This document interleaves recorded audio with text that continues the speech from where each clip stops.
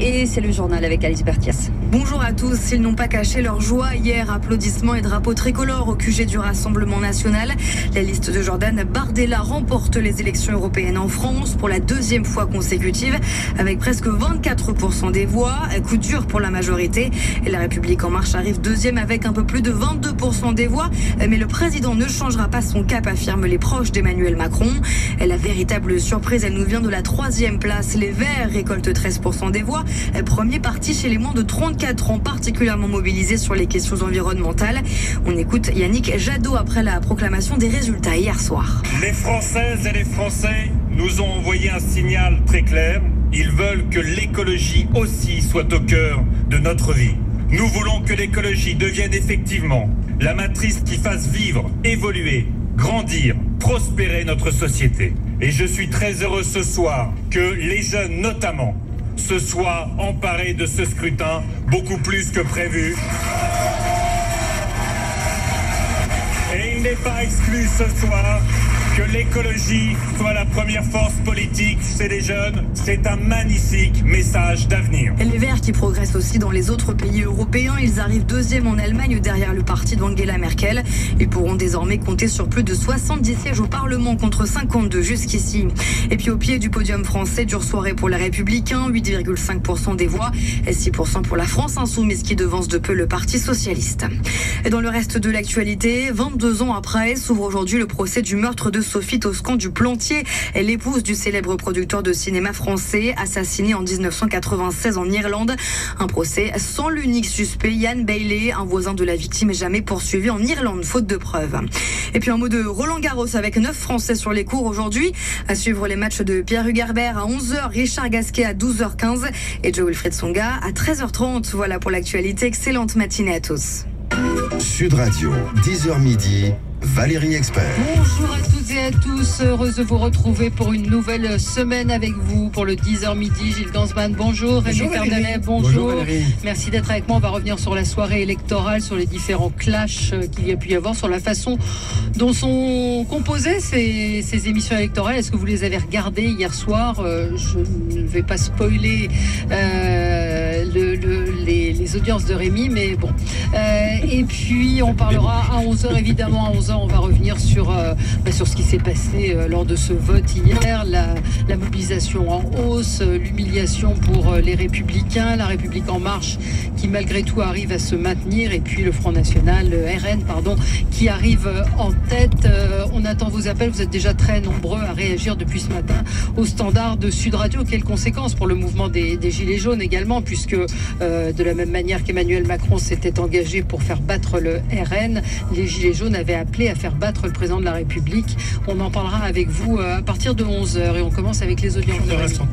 Et puis on aura, on va dire un petit mot de Roland Garros avec Marie, ma mère, et Fabrice Santoro. Absolument. Allez, on commence avec les audiences. Sud Radio, le 10h midi, les médias. Découvrons les audiences.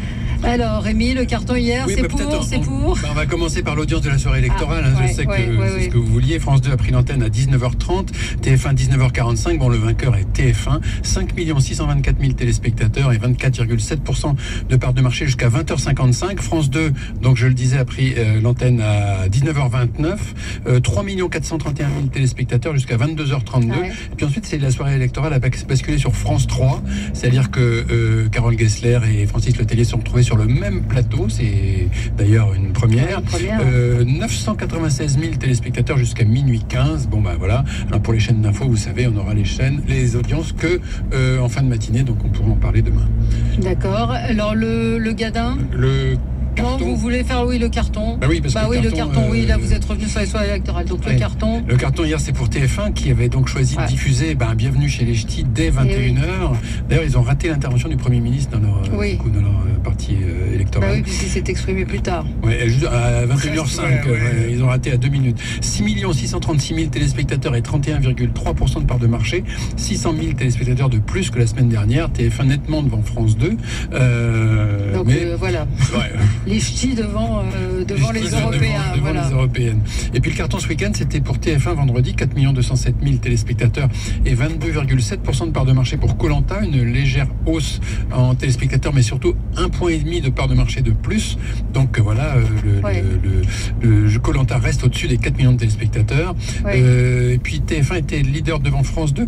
Le premier épisode de la nouvelle série Double Jeu avec Carole Weyers et François Vincentelli a réuni 3 133 000 téléspectateurs.